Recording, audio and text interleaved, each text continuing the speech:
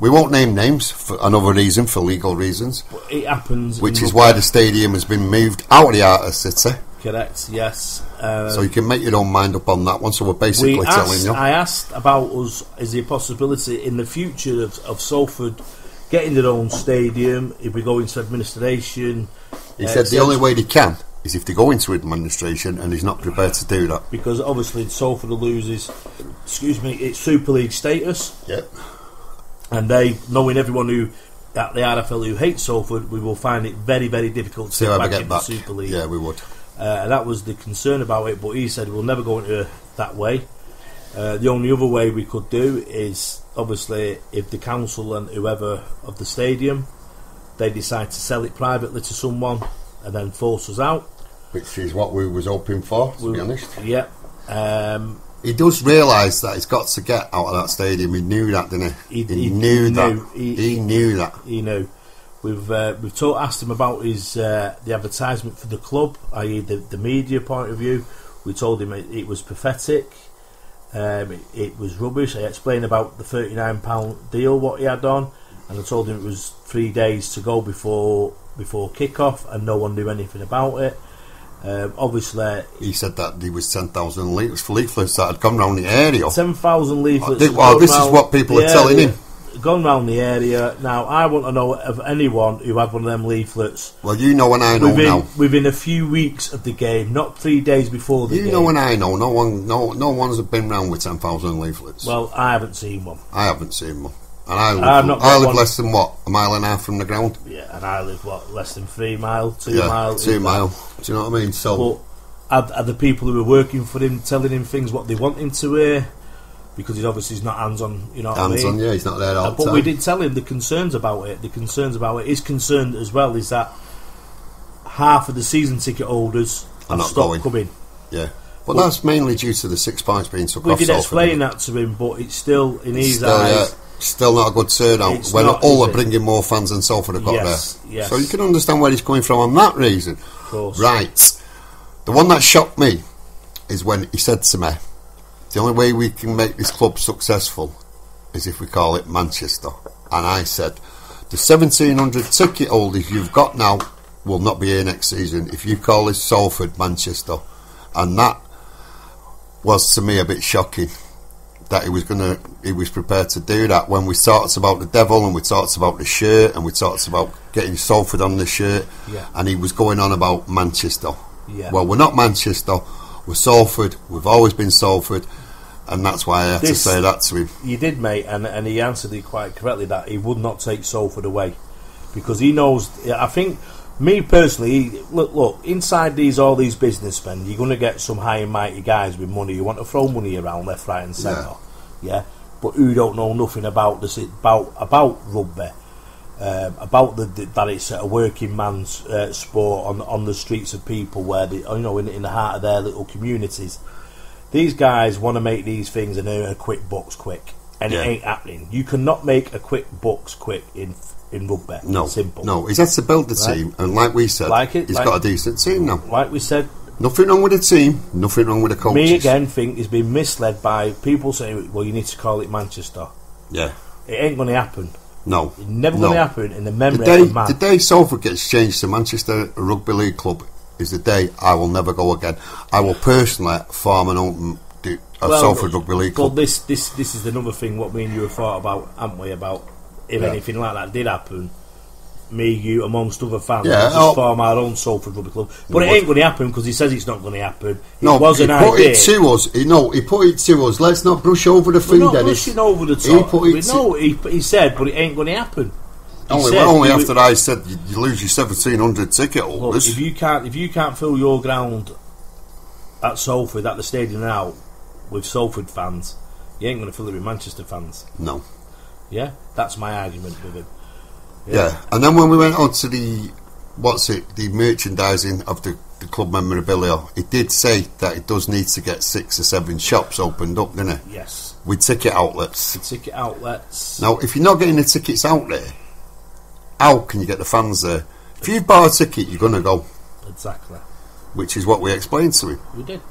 And then he asked me a question whether I'm prepared to sell them at my pub. I said, yeah. Yes. I said, I've spoke to people about this last season. Yeah. Nothing came of it. We told him that me and you were there to help fans, try and push the fans, try and get them in. Right. His face was concerned. He was concerned. His main concern is that people are not going. You can't blame him for that. He's pumped a lot of money into it. He's got star players there. We've got a tremendous team, pal. We've just been punished by something that was out of the hands of whatever he's done or whatever. They punished this team. Yeah. But it's like Fez said to me the other day. Yeah, okay, we've been punished. Why couldn't we have gone? Why couldn't they have punished us at the beginning of the new season coming up, whether we're in the Championship or Super League?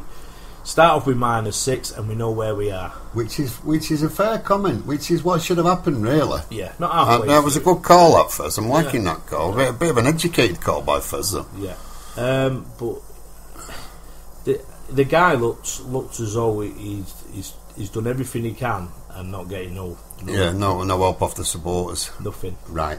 When we asked him about the shirts, I said to him personally, I said, you need to go back to a plain red shirt with a devil on, or the S on, or the coat of arms. Mm-hmm. Didn't we? Yeah, and what did he say to you? That's when the Manchester bit come up.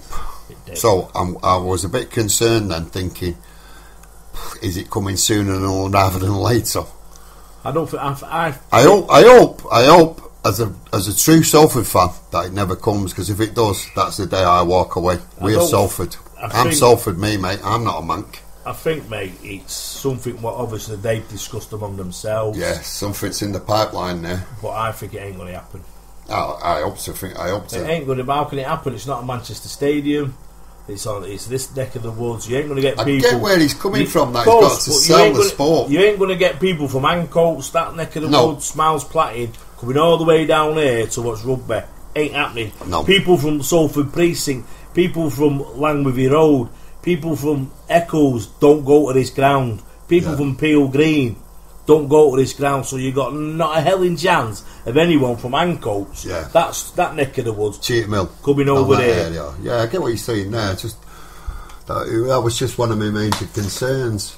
But he does know where the problems lies. He knows he's got to get it out there. We've got to get it, but I think, and you know, and I know that the people he's got working for him not good enough. No. I know that. You know that, yeah. Not that a lot of fans.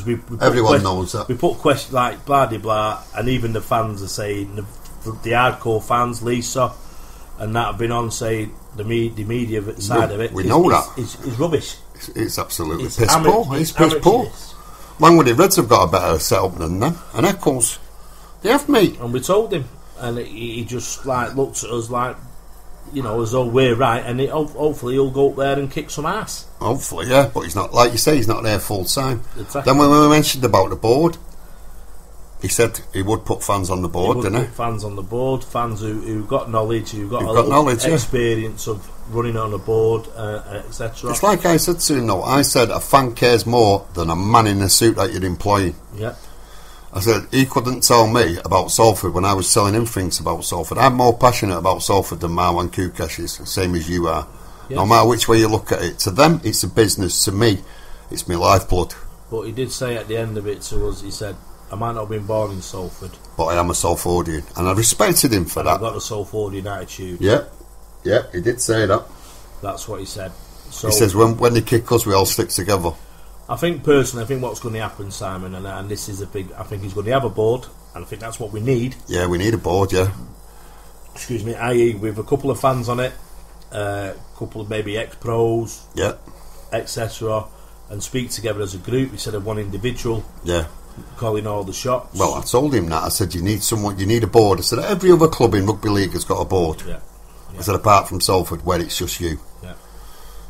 And I think he respected our openness, didn't he? He did, and we asked it. I mean, obviously, it wasn't full, yes, no, I am staying, I'm not going. You've got to look at what the guy has been through in the past 12 months with the RFL and other things. Yeah, some of you might say, well, he's brought it on himself because he's done this. But he hasn't. Right. He hasn't. He was promised this, that and the other, which we can't say for legal reasons. We cannot say it. But he was promised it, mate, and it's not right what they've done to him. They've stitched him. They've stitched him right up. They've sold him a fucking arse that can't run. Basically, yeah. Basically, yeah. They've took the Salford brand out of Salford, tried to make it, I don't know, glamorous, because it's this new stadium, etc. If they'd sold him the Willows at the Willows, we would be winning the World Championship now. Of that, I've got no doubt. I've no doubts. The club will be in very, very healthy situation, wouldn't it? Without question. But he did say that he was going to leave the club. If he left the club, not when he leaves the club, if he left the club to go elsewhere, it would be on a financial footing, so he could put fans in charge. But he also said he would never sell the club to anyone. So anyone who thinks he's selling to Simon Orange or anything like that, get them ideas out of your head. We got it straight out of his mouth this morning. He also said he would never take the club into administration. Correct. Which I respected him for that. That could have been the easier option. He could have walked away, took Salford into administration, we'd have started again, and we'd have ended up on the precincts. Yeah. Speaking of the precincts, we did go around and have a look at it, and we said that's perfect. Even he knows it's perfect. For the stadium.